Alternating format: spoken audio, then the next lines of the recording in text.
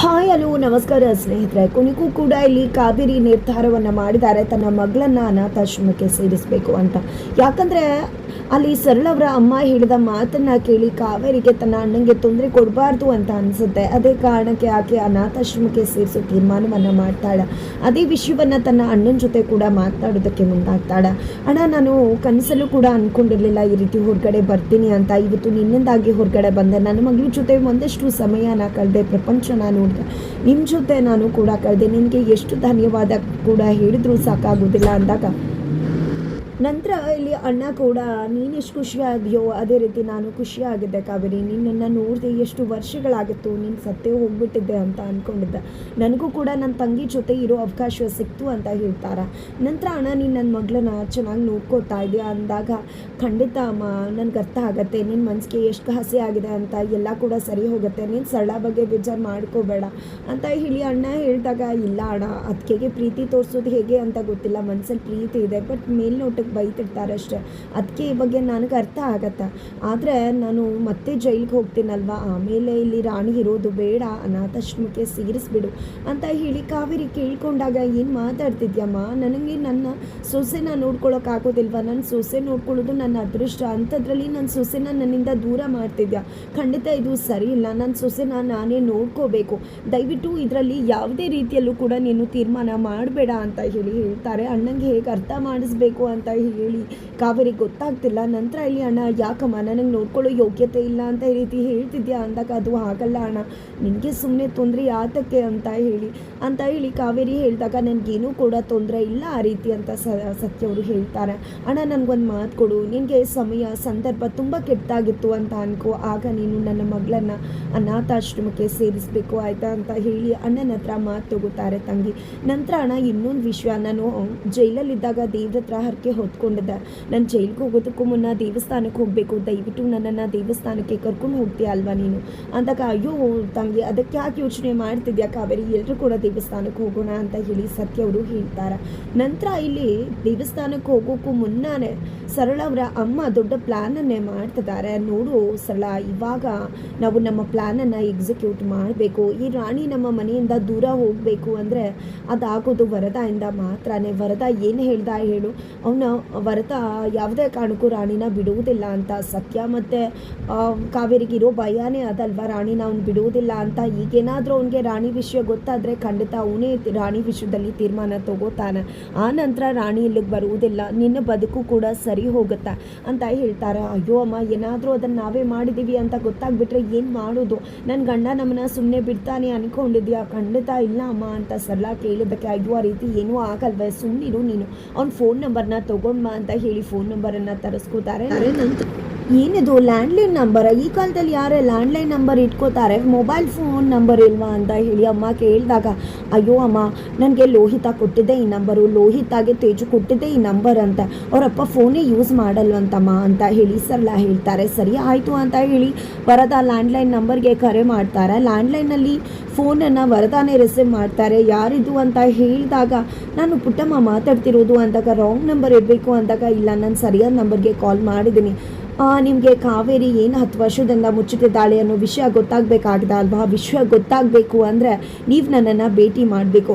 ಈ ಒಂದು ದೇವಸ್ಥಾನಕ್ಕೆ ಕಾವೇರಿ ನಾಳೆ ಹೋಗ್ತಿದ್ದಾಳೆ, ಅಲ್ಲಿ ಅವಳು ಏನು ಮುಚ್ಚಿಟ್ಟಿದ್ಲು ಅನ್ನೋ ಸತ್ಯವನ್ನು ಕೂಡ ನೀವು ತಿಳ್ಕೋಬಹುದು ಅಂತ ಹೇಳಿ ಕಾಲ್ ಕಟ್ ಮಾಡಿಬಿಡ್ತಾರೆ. ಈ ಕಡೆ ವರದ ಮೊದಲು ಆ ಜಾಗಕ್ಕೆ ಹೋಗಬೇಕು ಅಂತ ಹೇಳಿ ತೀರ್ಮಾನ ಮಾಡ್ತಾರೆ. ಯಾವಾಗ ಇಲ್ಲಿ ವರದ ಕಾಲ್ ರಿಸೀವ್ ಮಾಡಿದ್ರು, ಅತ್ತ ಕಡೆ ಇನ್ನೊಂದು ಲ್ಯಾಂಡ್ಲೈನ್ ನಂಬರಿಂದ ಮತ್ತೊಂದು ಲ್ಯಾಂಡ್ಲೈನಲ್ಲಿ ಬಾಲ ಕಾಲನ್ನು ರಿಸೀವ್ ಮಾಡಿ ಅದನ್ನು ಕೇಳಿಸ್ಕೊಂಡಿದ್ದೆ. ಕಾವೇರಿ ಏನು 10 ವರ್ಷದಿಂದ ಮುಚ್ಚಿಟ್ಟಿದ್ದಾಳೆ, ನಾಳೆ ದೇವಸ್ಥಾನಕ್ಕೆ ಹೋಗ್ತಾ ಇದ್ದಾರೆ ಅಂತ ಹೇಳ್ತಿದ್ದಾರೆ. ಈ ಅಜ್ಜಿ ಏನು ಹೇಳಿರಬೇಕು ಈ ವರದ ಹತ್ರ, ಏನು ವಿಷಯ ಅನ್ನೋದನ್ನು ನಾನು ದೇವಸ್ಥಾನಕ್ಕೆ ಹೋಗಿ ತಿಳ್ಕೋಬೇಕು ಅಂತ ಹೇಳಿ ಬಾಲ ಕೂಡ ದೇವಸ್ಥಾನದ ಕಡೆ ಹೊರಟಿದ್ದಾರೆ. ಮರುದಿನ ಮನೆಯವರು ಎಲ್ಲರೂ ಕೂಡ ದೇವಸ್ಥಾನಕ್ಕೆ ಬಂದಿದ್ದಾರೆ. ಅದಕ್ಕೂ ಮುನ್ನನೇ ಬಾಲ ತನ್ನ ಸ್ನೇಹಿತನ ಜೊತೆ ಬಂದಿದ್ದಾರೆ. ಇಲ್ಲಿ ನನ್ನ ಹೆಂಡತಿ ಏನು ವಿಷಯ ಮುಚ್ಚಿಟ್ಟಿರ್ಬೋದು, ನಿಜಕ್ಕೂ ಅವಳು ಏನಾದರೂ ಮುಚ್ಚಿಟ್ಟಿರೋ ವಿಷಯ ಇದೆ, ಆ ವರದ ಕೂಡ ಇಲ್ಲಿಗೆ ಬರೋ ಚಾನ್ಸಸ್ ಇದೆ, ಅವಳಿಗೆ ಅಪಾಯ ಅನಾಹುತ ಆಗಬಹುದು, ತುಂಬ ಜಾಗರೂಕವಾಗಿರಬೇಕು ಅವಳು ಅಂತ ಯೋಚನೆ ಮಾಡ್ತಿದ್ದಾರೆ. ಆಗ ಅವರ ಜೊತೆಲಿದ್ದಂತಹ ಶಿಷ್ಯ, ಅಣ್ಣ ನೀನು ಹೋಗ್ಬಿಟ್ಟು ಕಾವೇರಿ ಅತ್ತಿಗೆ ಹತ್ರನೇ ಈ ರೀತಿ ಹೇಳ್ಬಿಡ್ಬಹುದಲ್ವ, ತೊಂದರೆ ಇದೆ ಅಂತ ಅವ್ರನ್ನೇ ಕೇಳಬಹುದಲ್ವ ಏನು ವಿಷಯ ಅಂತ ಅಂದಾಗ ಅವಳು ಹೇಳುವ ಹಾಗಿದ್ದಿದ್ರೆ ನಾನು ಈ ರೀತಿ ಬರಬೇಕಾಗುತ್ತಾ, ನಾನು ಏನೇ ಹೇಳಿದ್ರು ಕೂಡ ಅವಳು ನನ್ನನ್ನು ನಂಬ್ತಾ ಇಲ್ಲ, ಅವಳು ಈ ಕ್ಷಣಕ್ಕೂ ಕೂಡ ನನ್ನ ಮೇಲೆ ಅನುಮಾನನೇ ಪಡ್ತಿದ್ದಾಳೆ, ಅದಕ್ಕೋಸ್ಕರ ತಾನೇ ನಾನು ಈ ರೀತಿ ಕದ್ದು ಮುಚ್ಚಿ ಬಂದಿರೋದು ಅಂತ ಹೇಳಿ ಬಾಲ ಹೇಳ್ತಾರೆ. ಆದರೂ ಕೂಡ ಅವಳು ಏನು ಮುಚ್ಚಿಟ್ಟಿದ್ದಾಳೆ ಅನ್ನೋದು ನನಗಿವತ್ತು ಗೊತ್ತಾಗಲೇಬೇಕು ಅಂತ ಬಾಲ ಕೂಡ ಅನ್ಕೋತಾರೆ. ಇತ್ತ ಕಡೆ ಸರಳ ಅಮ್ಮ ಹಾಗೆ ಸತ್ಯ ಅವರು, ಕಾವೇರಿ ಮಕ್ಕಳು ಎಲ್ಲರೂ ಕೂಡ ದೇವಸ್ಥಾನಕ್ಕೆ ಬಂದಿದ್ದಾರೆ. ದೇವಸ್ಥಾನವನ್ನು ನೋಡಿದೆ ಕಾವೇರಿಗೆ ತುಂಬಾ ಖುಷಿ ಆಗಿಬಿಡುತ್ತೆ. ಆದರೆ ಅಜ್ಜಿ ಮತ್ತು ಅದಕ್ಕೆ ಇಬ್ಬರು ಕೂಡ ಏನೇ ಇದು ದೇವಸ್ಥಾನಕ್ಕೆ ಬಂದಿದೆಯಲ್ಲ, ದೇವಸ್ಥಾನನೇ ನೋಡಿರ್ಲಿಲ್ವಾ, ಅಚ್ಚುಕಟ್ಟಾಗಿ ನೀನು ಬಂದಿದ್ದೀಯಾ, ಹೇಗೋ ಥಿಯೇಟ್ರಿಗೆ ಕರ್ಕೊಂಡು ಹೋಗ್ತೀಯಾ ಅಂದ್ಕೊಂಡ್ರೆ ಈ ರೀತಿ ದೇವಸ್ಥಾನ ಹೇಳಿದ್ಯಲ್ಲ, ನಿಮ್ಮ ಅಣ್ಣಂಗೆ ಯಾವುದೋ ಫಿಲಿಮ್ ಕರ್ಕೊಂಡು ಹೋಗು ಅಂದಿದ್ರೆ ನಾವು ಕೂಡ ಥಿಯೇಟ್ರಿಗೆ ಹೋಗಿ ಫಿಲಿಮ್ ನೋಡ್ಬೋದಿತ್ತ ಅಂತ ಹೇಳಿ ಸರಳವರು ಕಾವೇರಿಯನ್ನು ತರಾಟೆಗೆ ತಗೋತಾರೆ. ಆಗ ಕಾವೇರಿ, ಅಯ್ಯೋ ಅಣ್ಣಂಗೆ ಹೇಳ್ತೀನಿ ಬಿಡಿ ಅದಕ್ಕೆ, ನಾನು ಜೈಲಿಗೆ ಮತ್ತೆ ಹೋದ್ಮೇಲೆ ನೀವು ಥಿಯೇಟರ್ಗೆ ಹೋಗಿ ನೀವು ಮಕ್ಕಳೆಲ್ಲ ಫಿಲಿಮ್ ನೋಡೋರಂತೆ ಅಂದಾಗ, ಏನೂ ಬೇಕಾಗಿಲ್ಲ ಅಮ್ಮ, ನಿಮ್ಮ ಅಣ್ಣ ಕರ್ಕೊಂಡು ಹೋಗ್ಬಿಡ್ತಾರೆ, ನಾನು ನೋಡ್ಬಿಡ್ತೀನಿ ಅಂತ ಸರಳ ಹೇಳ್ತಾರೆ. ಅಷ್ಟರಲ್ಲಿ ಇಲ್ಲಿ ಸತ್ಯವ್ರು ಕೂಡ ಬರ್ತಾರೆ. ಕಾವೇರಿಯವರು, ಅಣ್ಣ ಎಷ್ಟು ದಿನ ಆಗಿತ್ತು ಗೊತ್ತಾ ದೇವಸ್ಥಾನ ನೋಡಿ ಅಂತ ಹೇಳ್ತಾರೆ. ನಂತರ ನಾನು ಹರಕೆ ಹೊತ್ಕೊಂಡಿದ್ದೆ ಜೈಲಲ್ಲಿದ್ದಾಗ, ನನ್ನ ಮಗಳಿಗೆ ಯಾವುದೇ ರೀತಿ ತೊಂದರೆ ಆಗಬಾರ್ದು ಅಂತ ಇವತ್ತು ನಾನು ಹೊರಗಡೆ ಬಂದು ಹರಕೆ ತೀರಿಸ್ತಾ ಇದ್ದೀನಿ, ನನಗೆ ಮುದ್ದಾದ ಮಗಳು ಹುಟ್ಟಿದಾಳೆ ಅಂತ ಖುಷಿಯಿಂದ ಕಾವೇರಿ ಹೇಳ್ತಾರೆ. ಮಗಳು ಕೂಡ ನಾನು ತುಂಬ ಮುದ್ದಾಗಿದ್ದೀನಿ ಅಂದಾಗ, ಹೌದು ಕಂದ ನೀನು ತುಂಬ ಮುದ್ದಾಗಿದೆಯಾ ಅಂತ ಹೇಳಿ ಕಾವೇರಿ ಹೇಳ್ತಾರೆ.